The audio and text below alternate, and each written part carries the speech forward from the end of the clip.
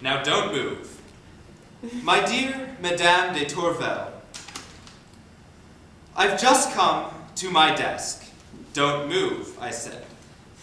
In the middle of a stormy night, during which I have been tossed from exultation to exhaustion and back again. The position in which I find myself has made me more than ever aware of the power of love. I can scarcely control my thoughts to put them in order, yet, despite these torments, I can assure you that at this moment I am far happier than you. I hope that you may someday feel the type of disturbance afflicting me now.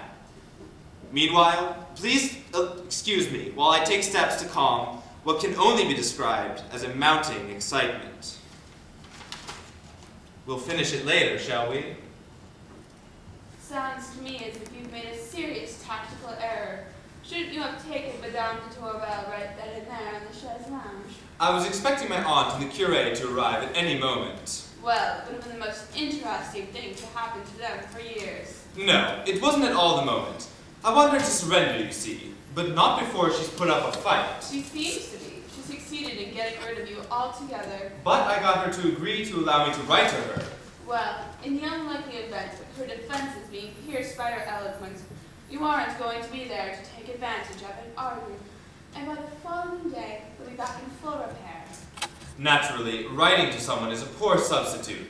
But since I really had no choice in the matter, at least I found a way to keep the thing alive. Perhaps. I know you're incurably skeptical, but for me, with a woman, this is by far the best stage.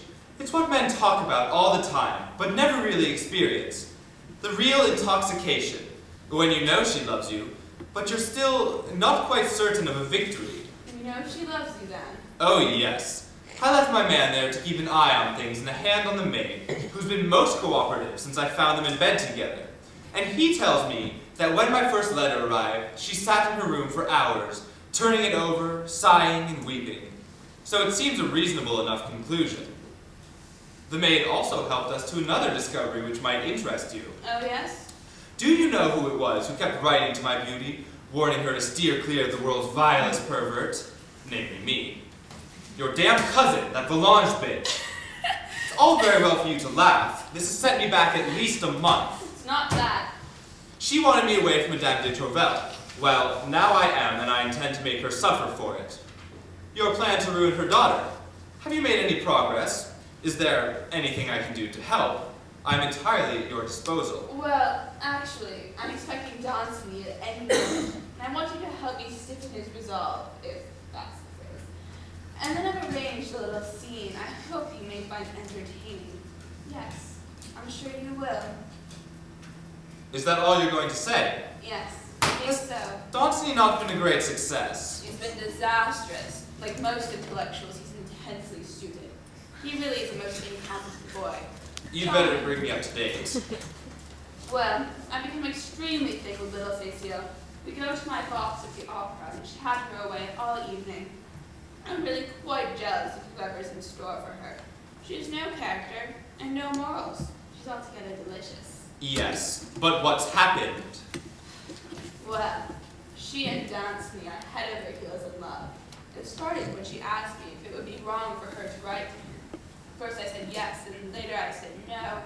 It would be all right, as long as she showed me both sides of the correspondence. Then I arranged a meeting, but Danceny was so paralyzed by chivalry, he didn't lay a finger on her.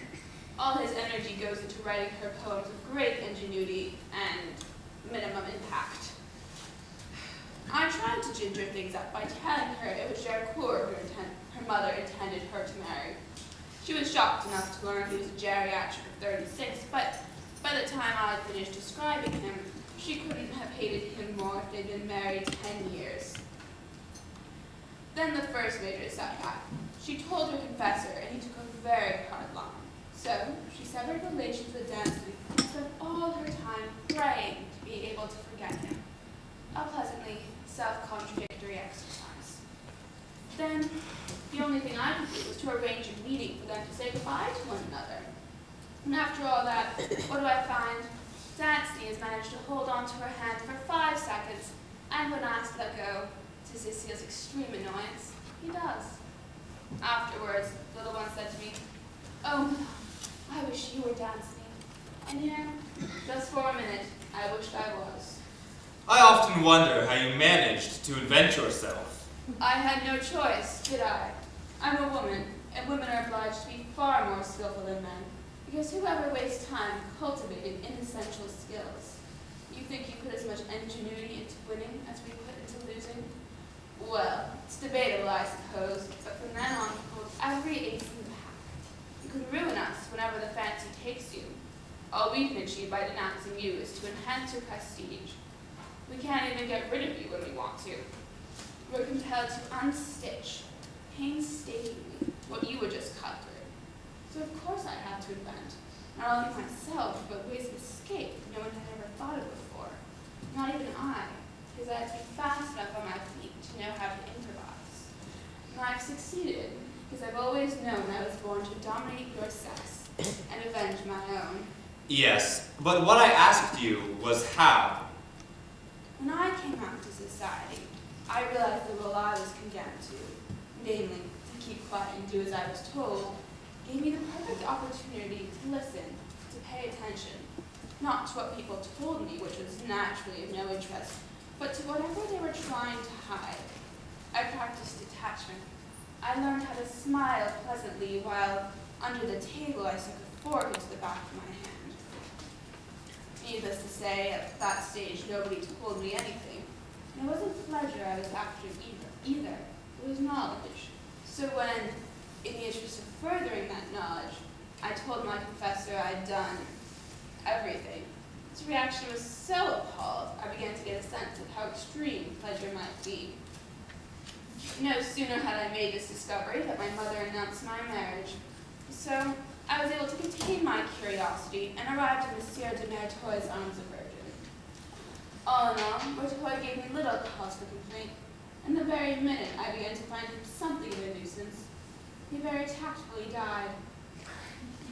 I used my year of mourning to complete my studies. I consulted the strictest moralists to find out how to appear, philosophers to find out what to think, and novelists to see what I could get away with. And finally, I was well placed to perfect my techniques. Describe them. Only flirt with those you intend to refuse. That way you acquire a reputation for invincibility while slipping safely away with the lover of your choice. A poor choice is less dangerous than an obvious choice. Never write letters. Get them to write letters. Always make sure they think they're the only one. Win or die. And these techniques are infallible, are they? When I want a man, I have him. When he wants to tell, he finds he can. That's the whole story. And was that our story? I wanted you before we'd ever even met. My self-esteem demanded it. Then when he began to pursue me, I wanted you so badly. It's only one of my notions that has ever gotten the better of me. Single contact. Thank you. Begone. My dear young man, how delightful to see you. I'm terribly sorry to be late, madame. Very nearly too late. As you know, Mademoiselle de Volanges. Oh, it gives me such pleasure to hear her name spoken, madame. Yes, quite. As I was saying, Mademoiselle de Volanges has done me the honor of making me her counselor and confidant in this matter which concerns you both. She could hardly have chosen more wisely. Yes, well, be that as it may, I felt very strongly that in this matter, which is exceedingly delicate, you too might find it beneficial to be able to confide in someone sympathetic, a person of experience, and the Vicomte